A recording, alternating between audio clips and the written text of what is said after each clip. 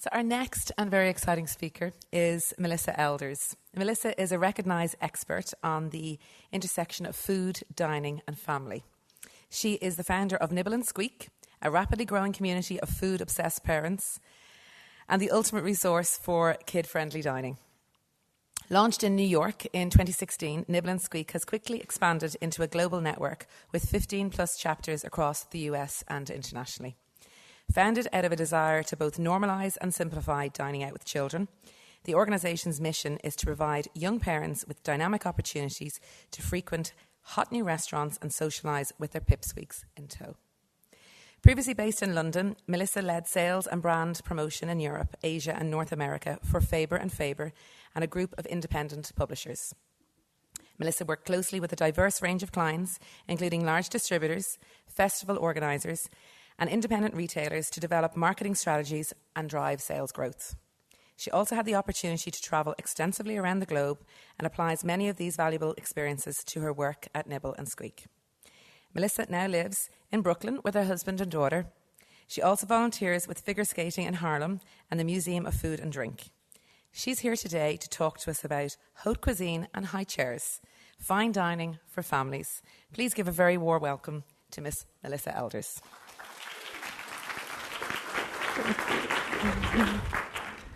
Right, so what is haute cuisine and high chairs?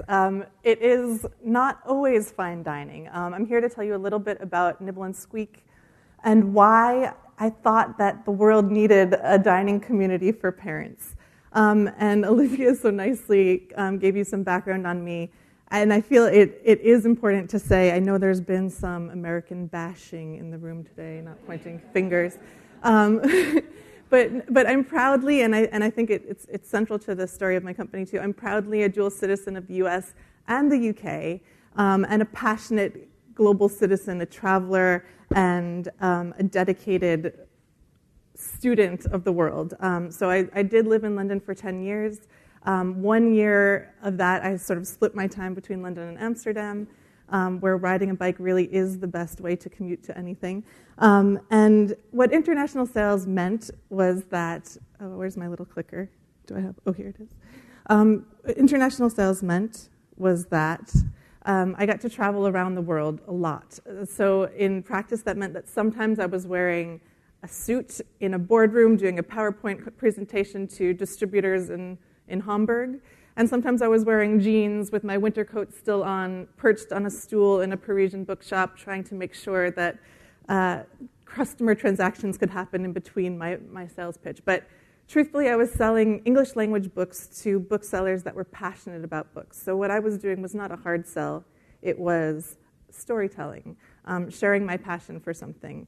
And hopefully that's what I can do for you today. So to let someone else tell you the story of Nibble+squeak, I'm going to play a video of that Zagat, Billy, my friend Billy from Zagat, made for us. In a moment.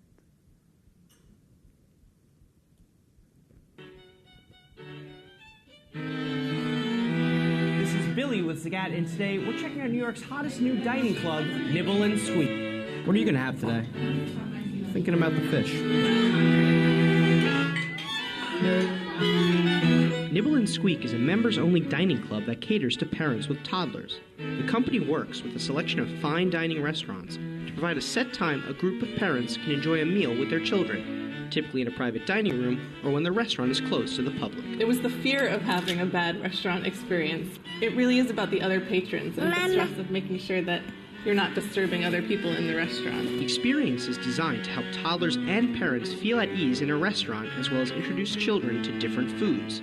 The club also allows parents to try restaurants they might not necessarily visit at night due to challenges like bedtime and finding a babysitter. Part of that eating experience is not just in your home, it's also outside of your home. I really want him to experience that and know how you behave in the restaurant. Because my husband and I really enjoy dining out and trying all the new restaurants, we want him to be a part of that. We don't want, the fact that we have a baby should not hinder that experience. I'm excited to having a good meal, nice glass of wine, and him being entertained too.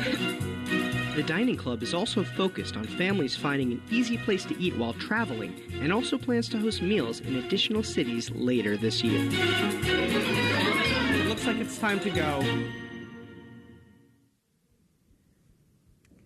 So in short, we did host some meals in some additional cities, more than 16 cities so far. But I'm going to take you back a step and put you in the mindset of where I was when I started Nibble+squeak. So, so who we are, sorry. I forgot. So we are in 16 cities this year, but where are we? So we started in Brooklyn, right where I live, not 5 blocks away from my apartment. So in that sort of parent radius that I couldn't leave for the first year of living there. We started at the perfect restaurant. It was a Michelin-starred, but there were no tablecloths, no fine dining artifices. It was just great food in a small and comfortable environment, and we packed the house with babies. I've learned some lessons since then about getting some more elbow room for the babies, but we packed the room with babies and immediately connected with a lot of people, both in the press and through word of mouth. We've spread now to 16 plus cities in the US. So we're in New York. Actually, London was our second chapter, so I had a lot of connections in London. I knew the dining scene in London. It seemed like a really easy next step. So when I started Nibble+squeak, I had no concept that it would become a multi-city thing. I thought it would be a New York thing, but very quickly it became a New York and London thing. And then following that, we had Boston, Washington, D.C. Our first Nashville event is this weekend, Atlanta, Miami, Chicago. We now have Omaha, Denver, Austin, Houston, Seattle, San Francisco, and Los Angeles. And we are soon to be, we're starting next month in Hong Kong, and we're soon to be in Singapore, and in Barcelona, and in Mexico City, in Montreal, and in Toronto. And this is just a short list. It's not a very updated list of where we've dined, but it importantly mentions some of the high-end dining restaurants that we've been in. So we've dined at a number of 3 Michelin-starred, 2 Michelin-starred establishments around the world. And we do events at all price points. Like, I am a food person first and foremost. Like, I am a street food person. I like tacos. I like a slice of pizza on the run in New York. I like a late-night kebab in London. I'll have, Belpuri in Hyderabad. But fine dining is much less accessible to families. And it also, in a city like New York and in London and in so many of our global cities, the cuisine is attracting people to those cities. So tourists and locals alike really want to experience that, and parents, I felt, shouldn't be shut out from that. So what are our events like? Our events normally take place, it's a misconception, they're not just, although I'm not offended by the term, I would love to be a yummy mummy, but they're not just yummy mummies. It is a whole family affair. So we usually get 2 adults per child at least, but it's often mom, dad, grandparents, aunts, uncles. Sometimes people bring friends who are visiting who they'd love to take out for a calm meal with their kids. And people are surprised that the meals actually are fairly calm. There's a bunch of up and down, but the children feel connected, and I'll get into that in a little bit. And actually, our record event is actually 150 people. We often do whole restaurant buyouts, so a beautiful restaurant in the sort of semi-rural part of New York called Blue Hill Stone Barns. We rented the whole restaurant out. We fit 150 people in there, and the children were able to have a really hands-on experience at the farm. So they were able to see the baby lambs who had just been born, and they were able to dine on some lamb on the menu. And it was like a learning experience, but it was in the best way about that farm-to-table experience. And we've partnered with a lot of fantastic brands along the way. So this is just a very old sampling of them. There are many others, but this is when it became clear that there was a business model behind it. So in our first, I don't even know how many months, but in our first year we were profitable.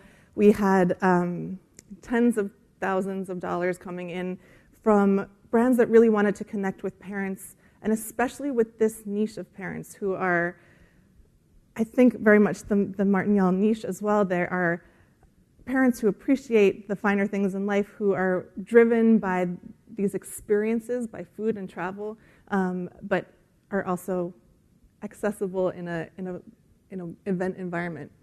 And we've been helped along the way by some great word of mouth. So this is also just a sampling. But I also agree with Rob that there's no such thing as bad press. So even articles that have said they're paying what for a meal out with their baby, they've gotten us the attention. And truthfully, many of our meals are very reasonable, but it's the attention-grabbing headlines that sometimes bring in the partners and the interests we need, and certainly the partners to help us launch in so many cities globally.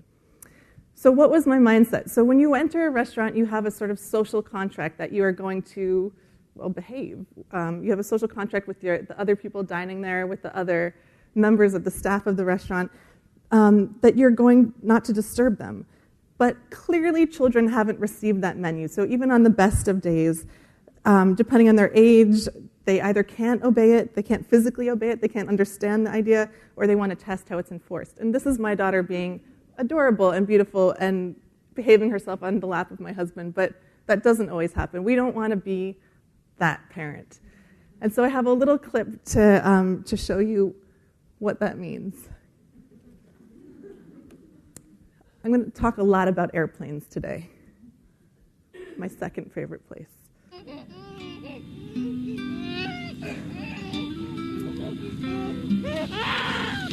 Hey, hang in there. Kleenex. Someone needs one. So that was just a short clip, but I love the airplane example, not least because I used to spend 17 weeks of the year on the road, and I love, my mother-in-law worked for the FAA. I love airplanes. But it's something about that extra pressure that it puts all of us on, that social pressure it puts on in a confined space. So you're moving at 600 miles per hour at 30,000 feet in the air, and you don't want that baby to cry, but sometimes it's inevitable. And the problem is babies go rogue. In the dining room and on the airplane, they just do what they want sometimes. We don't want to have a parenting fail, and we also are conscious of that. And I think the Kleenex commercial is a really good example of what can be when we realize that these are human beings, that parents are human beings, that the babies are human beings. And I told Rob I almost pulled a clip of a Virgin, I think it was a Virgin Australia April Fool's video they did, but it was too long. But they have a special trunky service where they pull the kids in, and the idea that there would be a separate children's class was their April Fool's joke, but it was like a great idea. But we don't like to separate them. These are some comments about parents who had bad experiences on airplanes. And this, I don't know if anyone recognizes, this is Grant Achatz. He's the chef of Alinea in Chicago.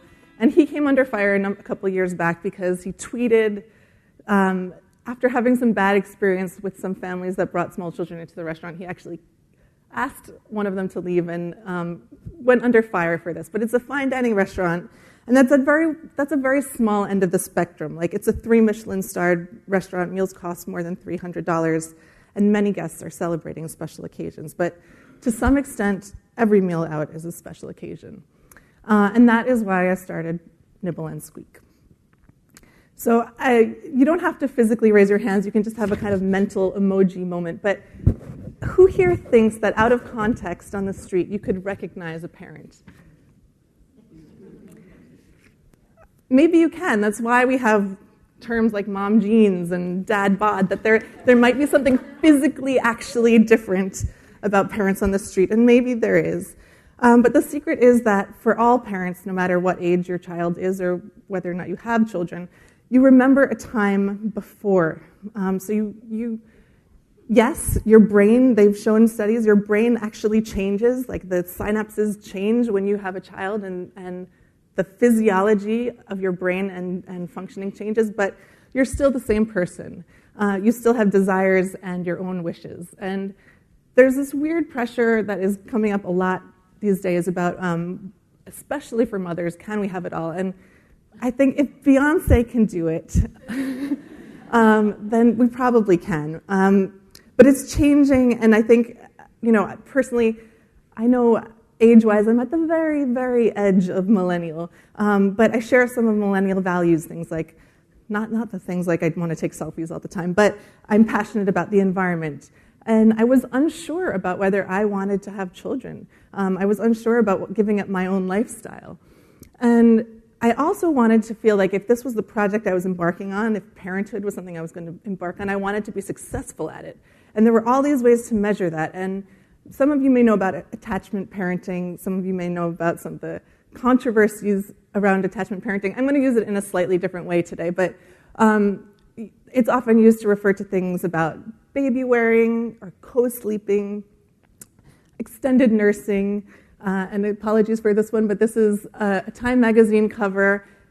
And it's not so much the shocking photograph, because extended nursing is not shocking, but it's the headline, "Are you mom enough?" which creates this dichotomy about good parent versus bad parent, that putting a baby's needs above the parents, and especially above the mother, is a good or bad thing. And maybe you've also seen this film, which talks about that dichotomy. There is no mommy war.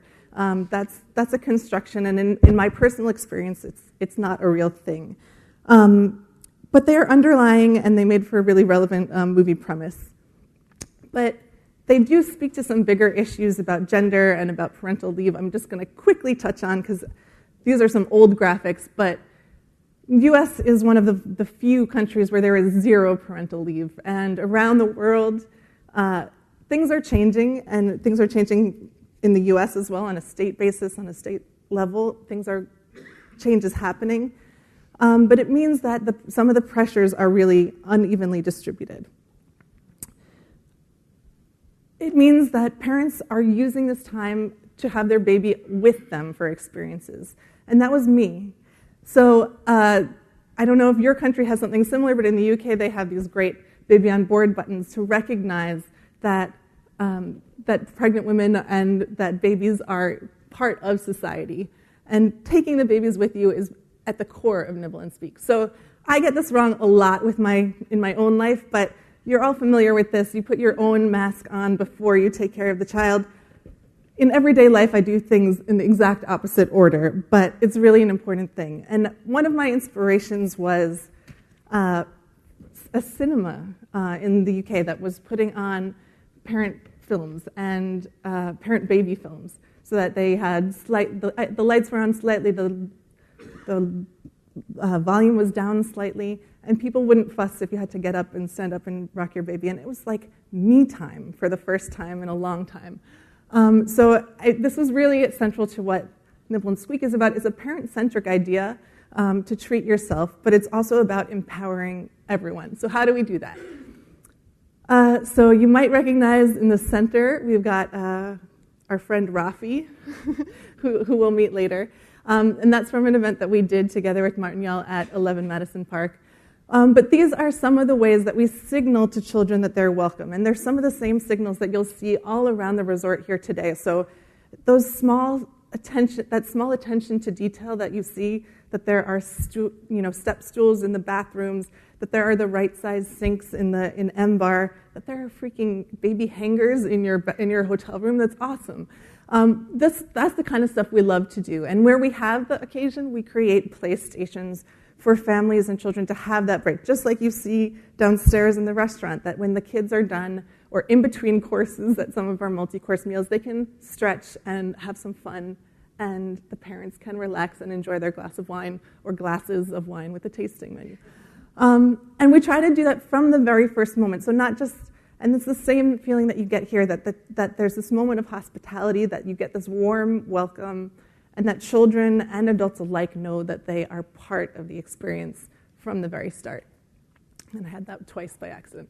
But it's also about being served. Like no one else besides a new parent needs someone to cook for them, put a plate of food in front of them, clean up and do the dishes afterwards, and then smile at them and say goodbye.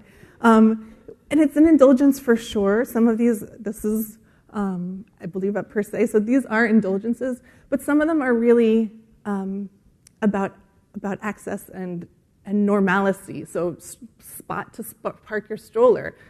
This is at the now closed Michelin-starred Bettany, where the double stroller couldn't fit down the stairs, so the wait staff and the hosting staff watched it for us. And also, I can't resist a good emoji. This is really these are basic bodily functions that really prevent parents from going out and having a good time sometimes. So this is what we do to equip the bathrooms at 3 Michelin-starred restaurants. We've got our sup stool, our changing station, our diaper bag. And we have menus both for the children of any age. I don't care if they can't read. I don't care if they can't see paper yet. Like, they're getting their own menu. They might consult it and tell their parents what they want. They might eat it. It really doesn't matter. They also get their own name cards. They are having a special experience. And it's not about etiquette, but it's how else are children going to learn about how this works if they don't get to experience it from a young age?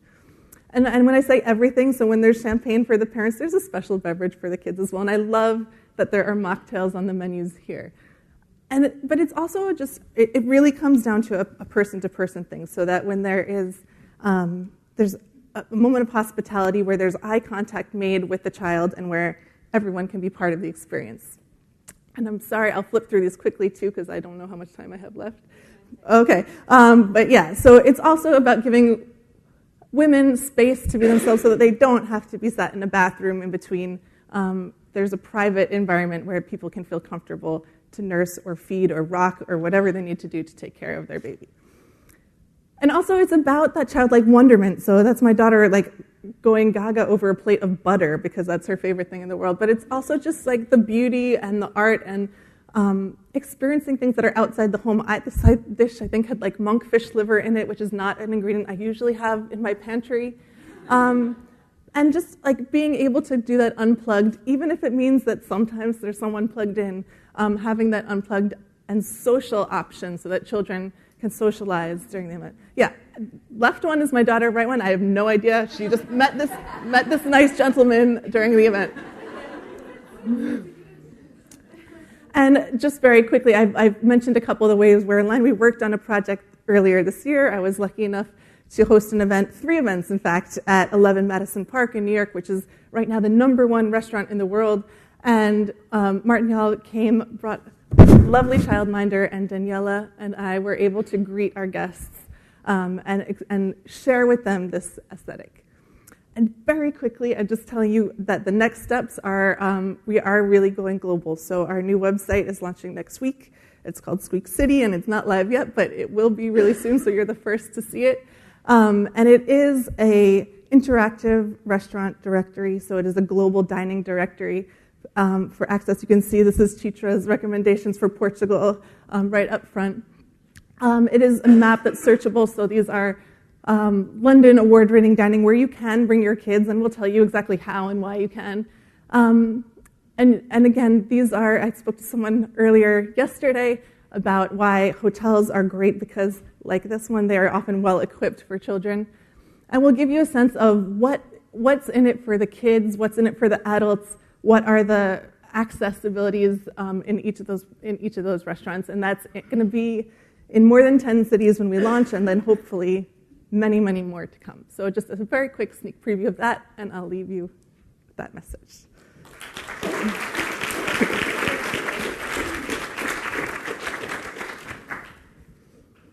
Thank you, Melissa. I think the timer put you off. I was supposed to say in advance that we had adjusted it so that you knew the 20 minutes was for you, and then we have a few minutes at the end to take questions and answers and to set up for the next section of the conference. So thank you so much.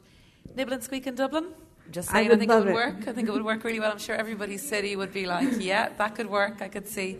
A question that I would have for you, do you have to do much marketing in order to attract these affluent parents to come and have dinner in the restaurants that you work with? No, so we haven't really till now. We've been really lucky that we've got enough attention through word of mouth and through the press in each city that we haven't paid any marketing. But I imagine that one day we'll get to the size where that will be a problem we'll be happy to have. Fantastic. And I also loved your baby lamb story, so it puts a whole new spin on the whole field to fork analogy.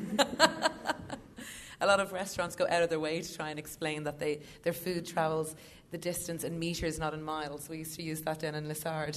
That's definitely one I'll be remembering. Has anybody got any questions for Melissa? First of all, I really enjoyed your presentation.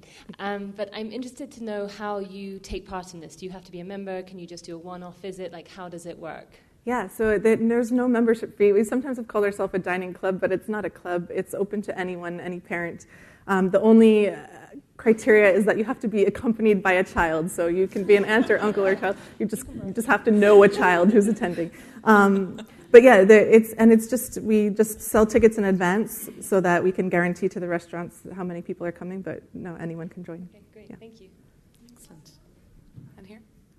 I was also wondering, so do you work on like a price fixed menu, and so then do you just charge the ticket price that includes the meal? Yeah, so it usually works that way. It depends on the restaurant, but for various reasons, including keeping the meal short, we do work on a set menu, because when you sit down at a restaurant, there's that gap between you when you order and when the restaurant prepares.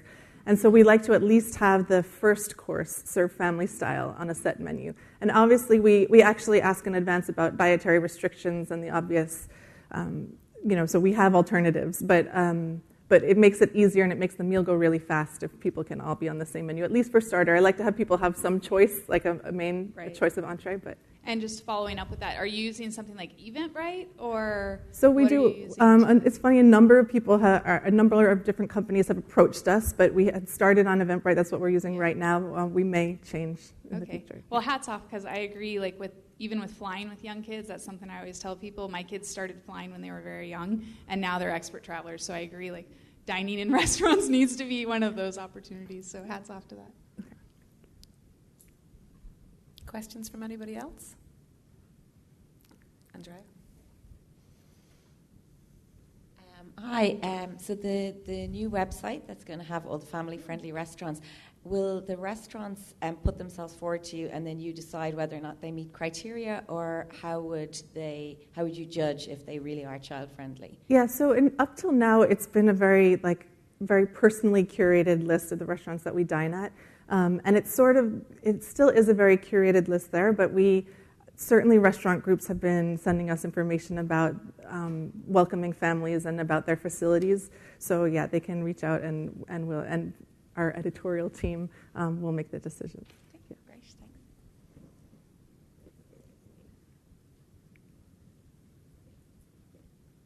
thanks. Okay. Thank you so much, Melissa.